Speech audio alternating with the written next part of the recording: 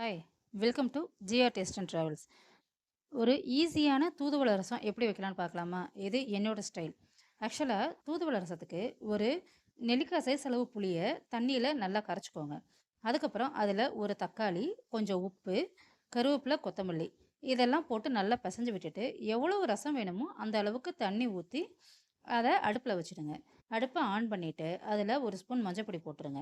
இது கொஞ்சம் கொதிக்க ஆரம்பிக்கட்டும். அந்த ஸ்டேஜில் தூதுவளை பொடி போடணும். அதாவது நான் இப்படி தான் பண்ணுவேன். அதை தான் நான் உங்களுக்கு சொல்லியிருக்கேன். தூதுவளை பொடிக்கு நீங்கள் தூதுவளை வாங்கி நல்லா க்ளீன் பண்ணி 2, 3 தடவை வாஷ் பண்ணிவிட்டு அதை நிழல்ல காய வச்சு எடுத்து பவுட்ரு பண்ணி வச்சுக்கோங்க. நான் வந்து இப்போ தான் காய வச்சேன் அப்படிங்கிறதுனால அதை அப்படியே போட்டிருக்கேன். இன்னும் நான் பவுட்ரு பண்ணலை. நீங்கள் அதை பவுட்ரு பண்ணி வச்சுக்கோங்க. நீங்கள் அப்படியே அதை வந்து தூள் பண்ணி போடும்போது கையில் அந்த முள்ளு குத்தும். ஸோ பார்த்துக்கோங்க. ஸோ, அந்த தூதுவளைய முதல்ல போட்டுட்டு, அதுக்கப்புறம் ரசப்பொடி. நான் ரசப்பொடி பண்ணி வச்சிருக்கேன். அந்த ரசப்பொடிய தான் நான் போடுறேன். உங்களுக்கு இந்த ரசப்பொடி வேணும்னா, இதுக்கு பத்தின ஒரு வீடியோ என் சேனல்ல இருக்கு. அந்த லிங்க் நான் குடுக்குறேன். வேணுங்கிறவங்க போய் அத ட்ரை பண்ணி பாருங்க. இதில அந்த ரசப்பொடியும் போட்டு இது நல்லா கொதிக்கணும். ஏன்னா, இதில வந்து தூதுவளை போட்டிருக்கோம். அந்த எசன்ஸ் எல்லாம் இறங்கணும்னா, அது நல்லா கொதிக்கணும். இந்த ரசம் கண்டிப்பா கொதிச்சு தான் ஆகணும்.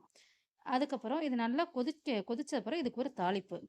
இதில கடுகு, வெந்தயம், அப்புறம் பெருங்காயம். இது 3ம் தான் இதுக்கான தாளிப்பு. நெய்யில இது 3யும் தாளிச்சு, இந்த ரசத்த ஆஃப் பண்ணிட்டு, இந்த தாளிப்ப அதில கொட்டிட்டு, ரசத்த உடனே மூடிடுங்க. எப்பவுமே நீங்க எப்ப ரசம் வச்சாலும், அத உடனே மூடிடணும். ஏன்னா, அப்பதான் அதோட வாசனையும் வெளிய போகாது. அந்த டேஸ்ட்டும் நல்லாருக்கும்.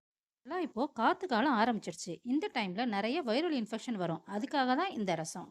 இந்த ரசத்த நீங்க சூப்பாவும் எடுத்துக்கலாம். இல்லன்னா ரசமாவும் சாதத்துல போட்டு சாப்பிடலாம். எப்படி உங்களுக்கு விருப்பமோ அந்த மாரி சாப்பிட்டுக்கோங்க. இந்த வீடியோ உங்களுக்கு பிடிச்சிருந்தா லைக் பண்ணுங்க, ஷேர் பண்ணுங்க, சப்ஸ்கிரைப் பண்ணுங்க. நன்றி. வெற்றிவேல் முருகனுக்கு அரோகரா.